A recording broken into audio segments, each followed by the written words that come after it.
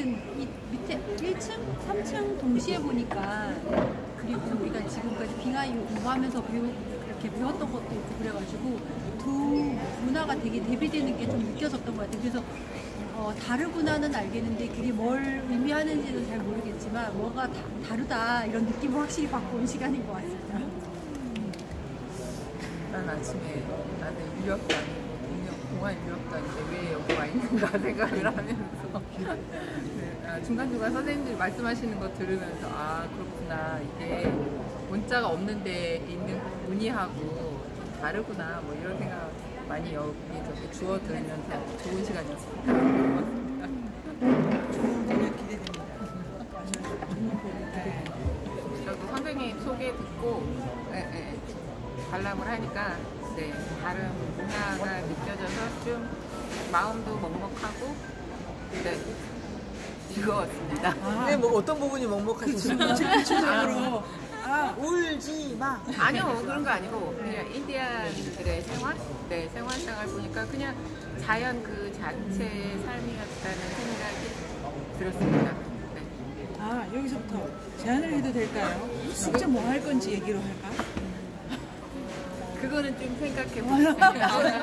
달님 만약에 그렇다면 다시 돌아가야 됩니다. 다시 카메라는 다시 돌아가야 됩니다. 그걸 원하십니까? 네. 가다 다시. 숙제 뭐 하십니까? 약간 돌림 노래. 자 여기서부터는 섹션이 생각해보길 수도 있죠. 아니 숙제 위주로 약간 그 주제를 또 한정해서. 확실히 1층과 3층의 전시가 선도 다르고 담겨져 있는 힘도 다르고 한 게 되게 다르고 재질도 다르고 똑같이 정교해도 저쪽은 되게 위압감이 느껴지는데 그 1층 인디언 거는 되게 뭐랄까 몽글몽글하랄까 네, 자연스럽고 또 약간 좀 재밌었고요. 저는 카치나 인형이나 아니면 둘 중 하나인데 카치나 인형이나 하나는 모르겠어요. 뭘 봤는지 사진 찍은 거 보고서 둘 중 하나로 하려고 합니다. 인형이 너무 예뻐. 저는 오늘 애니미즘 저희 지금 동아리 유학하면서 이제 조금씩 공부하고 있는데 애니미즘 이제 저희 공부하고 같이 하고 있는데 오늘 너무 영이 잔뜩 들어있는 물건들을 너무 많이 영접해서 지금 어떤 분을 선택해야 될지 지금 되게 갈등이 있고 또 제가 관심 있는 도자기 선생님도 아까 말씀하셨지만 도자기 토기를 만드는 방법이라든지 그 방법이 달라요. 그래서 그런 것들도 좀 관심 있게 보고 있어서 그쪽으로 제가 조금 더 알고 있는 부분을 쓰지 않을까 싶고 이렇게 오픈 세미나로 하는 것도 책이 아니더라도 이런 세미나도 정말 즐거웠어요. 그 전시회 자체는 그 인디언 전시회는 되게 볼 때 그 문구들 때문에 그런지 모르겠는데 너무 착해지는 느낌이 제가 되게 착해지는 느낌이 들기도 하고 아마 착하지 않을 수 없는 세계에 온 것 같다는 느낌이 들어서 그런 부분도 좋았고 빙하이유 물론 공부를 많이 못하긴 했지만 책을 읽고 온 이후라서 그 다르게 느껴지는 부분도 분명히 있었던 것 같아요. 왜냐하면 이전에 메소포타미아전을 봤을 때와 오늘 좀 다른 거 그리고 그 문자 이후에 우리 인간들에게 다가오는 이 삶의 방식이나 이런 것들이 되게 달랐겠구나를 좀 더 생각해보고 싶고 글은 아까 달님이랑 오면서 제가 이제 홈페이지를 요새 이제 막 작업 중이니까 홈페이지에 뭐 하나 좀 잘못하면 확 날아가거든요. 열심히 하면 확 날아가고 그래서 이제 집과 지금 건축과 이렇게 홈페이지를 같이 생각해 보려고 했는데 저는 뭘 남겨줄까에 대해서 생각을 잠깐 했던 것 같아요. 그래서 1층에서 전시를 봤을 때 그 사람들이 남겨주고 싶어 했던 우주관 세계관과 3층에서의 문자로 남긴 기록들 사이에 고민을 하다가 나는 뭘 남기는 우주가 어떤 세계관으로 살까에 대해서 조금 생각을 해볼 수 있는 기회였던 것 같아요. 하여튼 근데 그 말, 푸에르토 인디언의 말, 어떤 인디언의 말, 그 중간중간에 이렇게 벽면에 써져 있던 글씨들이 문기들이 참 좋았고 가면들, 토템폴 이런 것들 동물을 상상하는 방식이 벽면에 보조라든지 이런 식으로 그냥 대상화하지 않게 함께 관계를 맺는 그런 것들을 생각해 볼 수 있어서 좋았던 것 같아요. 뭐 했어요? 세계관에 대해서 다큰 거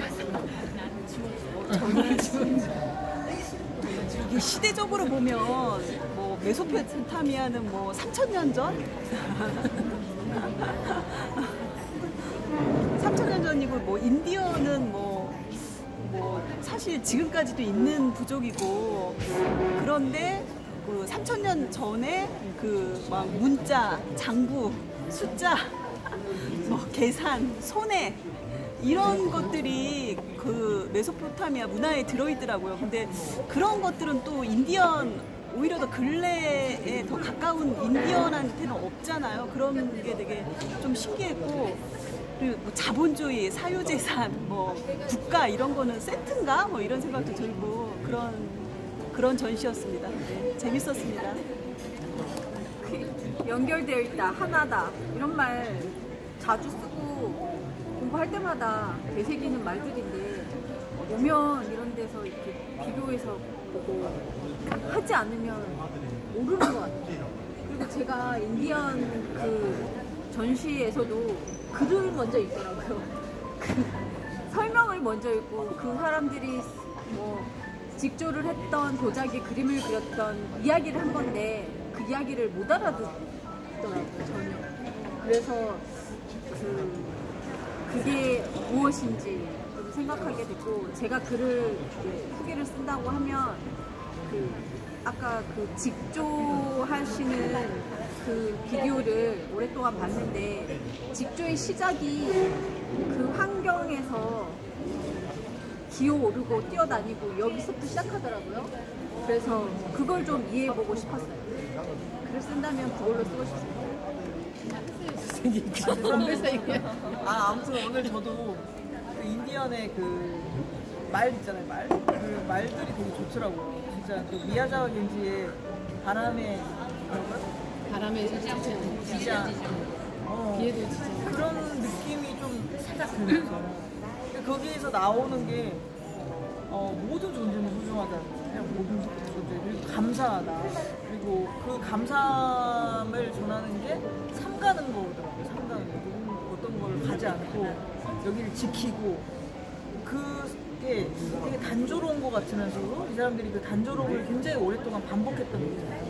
그거에 대해서 좀 써보고 싶어요. 무슨 얘기냐면 우리 맨날 200년밖에 안 된다 우리가 했던 뭐 우리가 지금 하는 생활 양식이 그보다 훨씬 더 긴 그 유구한 세월 동안 우리 기준으로 보면 굉장히 지루하게만 느껴지는 그게 그거 뭐 변화가 없었네 발전이 없었네 하는 것들 속에서 변화와 발전을 내가 뭐라고 생각하고 있는지 이 유구한 세월 동안 이 사람들이 매일 뭘 연구했을지 이거에 대해서 좀 그 시간 속으로 좀 들어가고 싶다.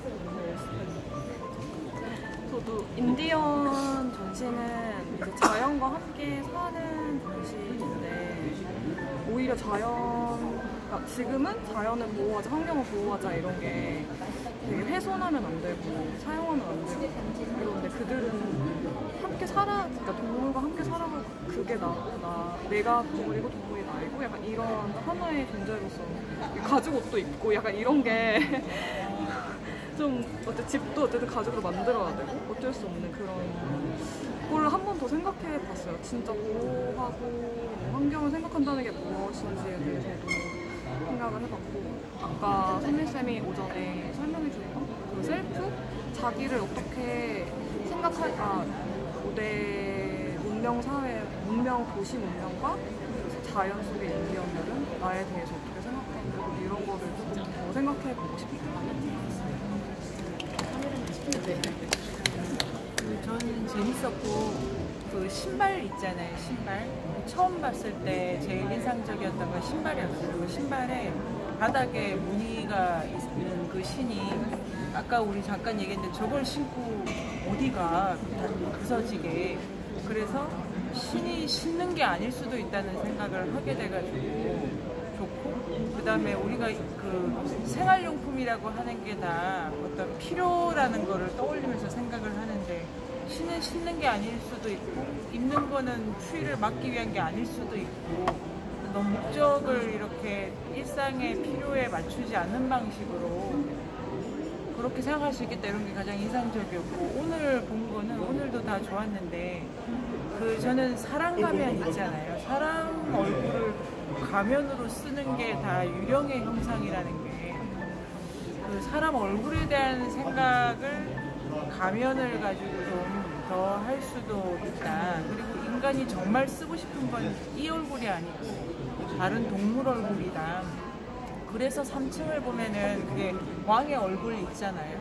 왕의 얼굴이 이제 너무나 인간다운 얼굴이 있으니까 저는 오늘은 그 얼굴에 대해서 생각을 많이 하게 됐고 전시랑 이 가면도 지금 그 북아메리카 가면 우리 계속 보고 있고 저도 많이 보는데 이게 이 물건에 대해서 이해를 한다는 게 계속 보는 방법밖에 없어서 책을 열심히 읽는 거랑은 공부 방법이 확실히 다르고 감흥하는 능력도 많이 키워야 돼서 박물관 힘들지만 좀 더 자주 오게 되고 좀 쌓이면은 더 할 얘기가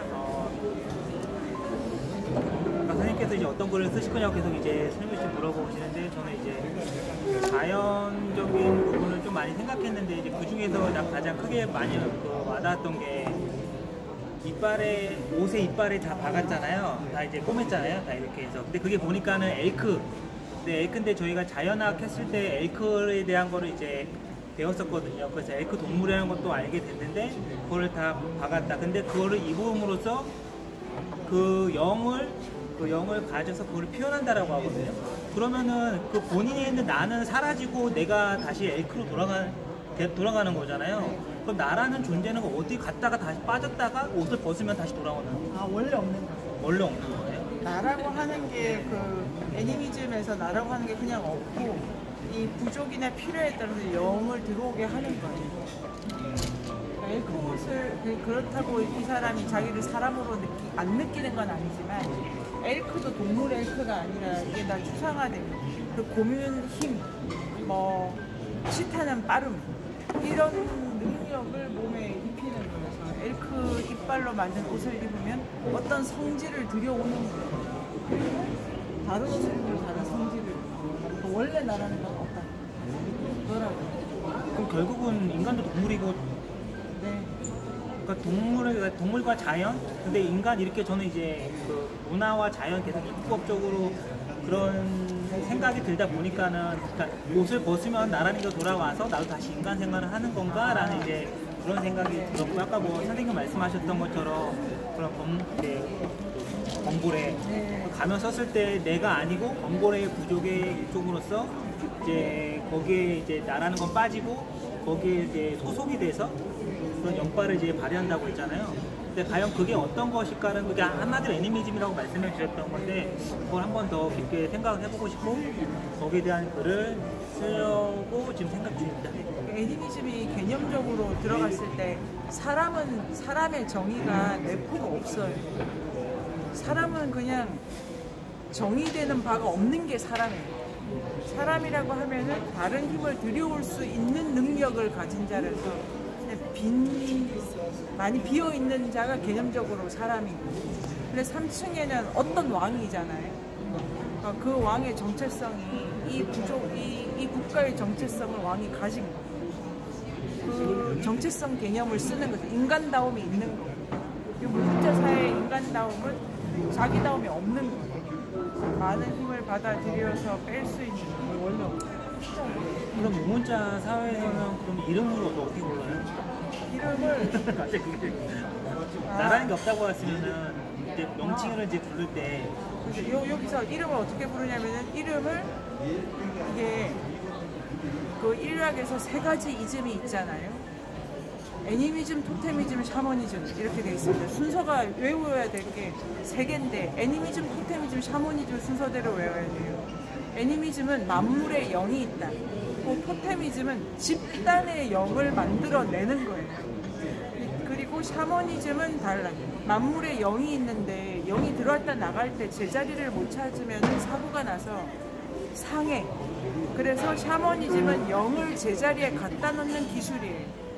그렇게 출발을 해서 전체적인 걸 애니미즘을 이해를 할 때 토테미즘이라고 하는 거를 계산을 할 때 야생의 부족들은 동물상을 가지고 집단의 성격을 부여해요. 여기에 우리가 세 덩어리 나눠 새 덩어리를 나눌 때 자연에서 가장 조화롭게 사는 새 세트를 찾아요.